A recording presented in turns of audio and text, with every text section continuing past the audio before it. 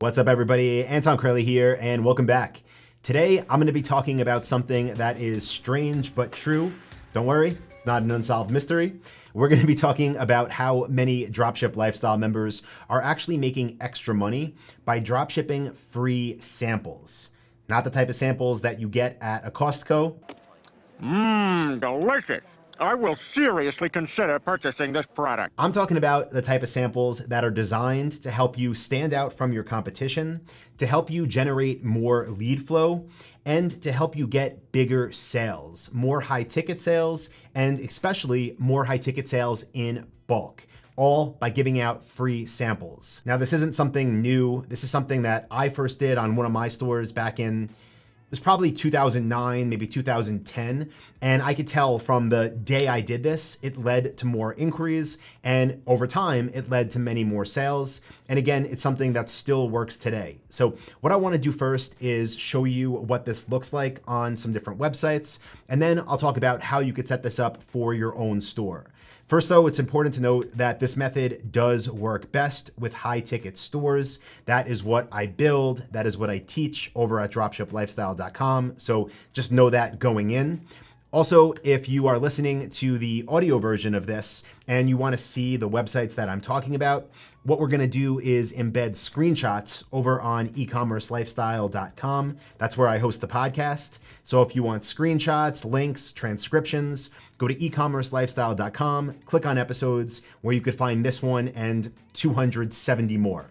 Okay, let's jump into the computer and I'll show you what this looks like. So let's just say you were in the market for a new daybed. So you go on Google, you search for daybeds, and then you find the Anton daybed. So of course, you want to buy that one, right? It's funny, this isn't the only product I've ever seen named Anton.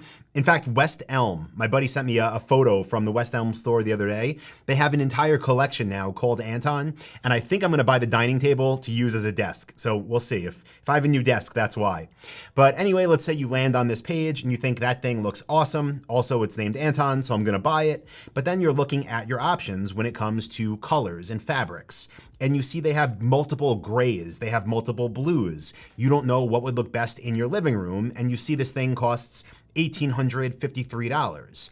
Are you just gonna buy it, have this $2,000 product show up and hope it works? Or would it benefit you if you could receive samples of these colors in the mail for free before you made your buying decision? Well, what Joybird figured out, just like many other stores that I'll take you through in just a minute, is that, yeah, you would be more likely to buy.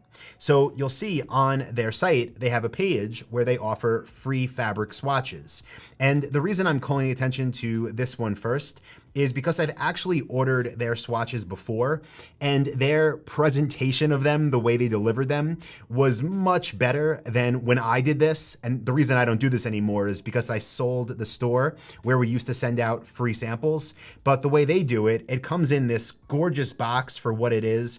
It has, this marketing material in addition to all these big swatches. And the way that we used to do things like this was by getting an envelope or a small box, by putting in what the customers wanted, by adding a note. But the difference between, maybe mine looking uglier and theirs looking better is that I noticed with them, their follow-up was very, very weak, meaning that they sent me this thing for free because I requested it. And then I think I got one or two follow-up emails. No one ever called me or anything. And what's interesting is when we did this in the business when I owned it, we would follow up with people all the time. So automated, as soon as a product was delivered, the free swatches, we would have tracking information. The person that received it would receive an email just making sure they got it, asking them what their initial thoughts were. We had automations where we'd follow up with a phone call the next day because we knew these were some of the best leads, and not just the best leads to buy, but some of the best leads to spend a lot of money, to buy more premium materials or to upgrade orders. Also, a lot of B2B sales came from this method, but they do have a really nice package and they have a video showing it off. So you could check out this page and I'll link to it below this podcast. Now, another example, right? This is another furniture one. This website, Rove Concepts, maybe you want a Milo modular sectional, which is $3,700. Again, comes in all of these colors, and they also offer a page where you can order free swatches on. Now, the one thing that they both do that I recommend doing yourself if you want to be offering free samples and free swatches, we'll talk about other business types besides just furniture in a minute, but if you're gonna do this, my advice is set it up so you have a dedicated page on your store where the customer can receive free swatches, and then have it so it's not like a product they order where the price is $0. Instead, set up a form. This could be with Wufoo, this could be with Google Forms, whatever you prefer. And when they enter their information, it can trigger an automation. And if you don't know how to set up different automations and really get a lot of this stuff to happen automatically, be sure to check out Dropship Lifestyle. Go to Module 7 of the Blueprint, where I train you on how to set up many different automations that this would fall under as well. You would know how to set this up if you go through Module 7 of the Dropship Blueprint. With that being said, the reason you want this as an actual form is so all of the leads that come through it can be sent to the same place to be followed up with. Again, I recommend following up via email, and I recommend following up via phone calls. And I also recommend keeping really good track of not just what you're sending in terms of samples, but how well they're converting. So are the people that are receiving them actually buying, at what rate? And then just like anything else in business, what can you do to increase that conversion rate? Can you add in an extra phone call? Can you add in a handwritten letter? Now, you might be thinking like, Anton, I dropship, right? Especially if you're watching this on our YouTube channel, that's all about dropshipping, and you don't have products in stock, and you right now are working from a cafe in Thailand, you're like, how am I gonna possibly do this? Well, the good news is your suppliers can do this for you.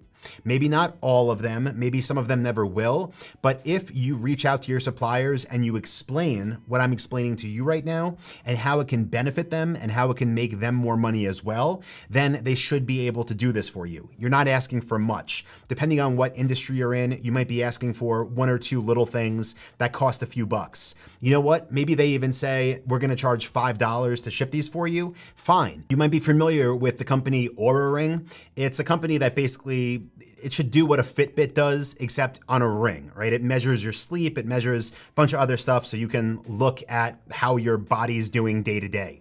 Now, with this product, it's expensive, and they know that people don't always want to spend a bunch of money without knowing their exact size, so they offer a sizing kit.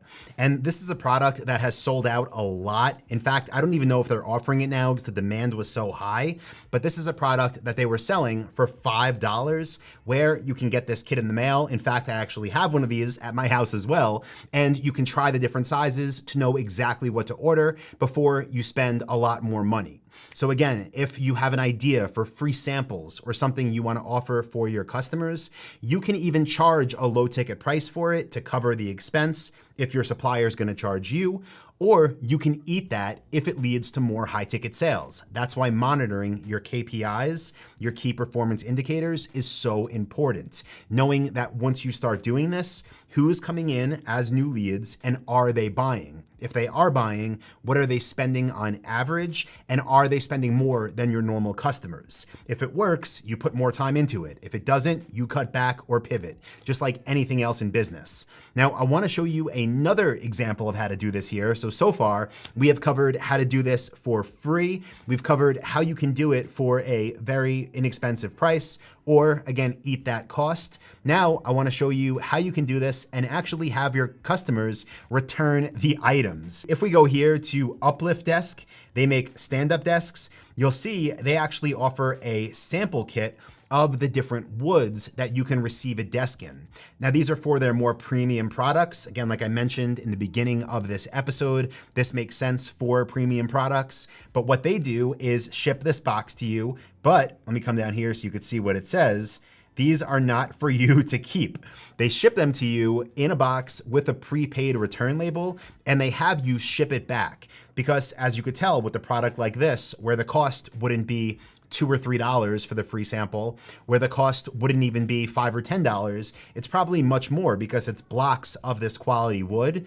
And by the way, they know that nobody ordering these samples needs whatever it is, 15 blocks of wood on their desk. So they just say, we'll send them to you, you send them back to us. Another creative way to do this. And this is something you can do whether you have your own brand with your own warehouse, whether you have a fulfillment center you use that you could send returns to. Again, if the customers send it back, you could ship it back to the next customer from there.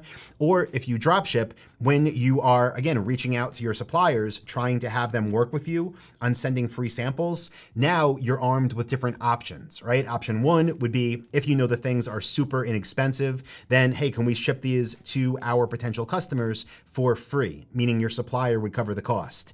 If the products are a little bit more money, or they just say no, then you could say, okay, how about we pay for the products, whatever it is, maybe it's $5 or $10 per free sample. And then again, you track your numbers to make sure those are turning into sales for you. Or if you sell products where samples would be much more money, something like this, where again, I don't know what this cost them, maybe 30, 40, 50 bucks, then just have it set up so that you can have the people receiving them send it back. You send it to them with a prepaid label. And of course, not everyone will send it back. Some people are not good people, but hey, whatever, right? Overall, you'll get most back. And this is whether it comes to you at a warehouse, whether it goes to a fulfillment center where they can repackage it and send it again, or whether it goes to one of your suppliers. So guys, I hope this episode was helpful. As always, it's a lot to explain in a short amount of time, but what I try to do with this series is just give you real things that not only I do or have done, but things that are working in our community over at dropshiplifestyle.com right now. And I get that a lot of people here might not even have a store yet. By the way, if you don't, let me know in the comments. Let me know if you have a store or if you don't. And if you're listening, you can leave a review over on Apple Podcasts and let me know there. But either way, this is something to keep in mind, keep in your head for as your business grows, as you're looking for more ways to stand out, as you're looking for more ways to bring in leads, and as you're looking for more ways to increase your average order value. So as always, hope you got value. If you did, please do leave a review for the podcast. If you're watching on YouTube, give it a like and click subscribe. And if you are not a member of my coaching program yet, what are you doing? Check out dropshiplifestyle.com. I will link that up below as well. So thank you, everybody. I appreciate you. And I will talk to you on Thursday for the next episode of the E-commerce Lifestyle Podcast. See you, everybody.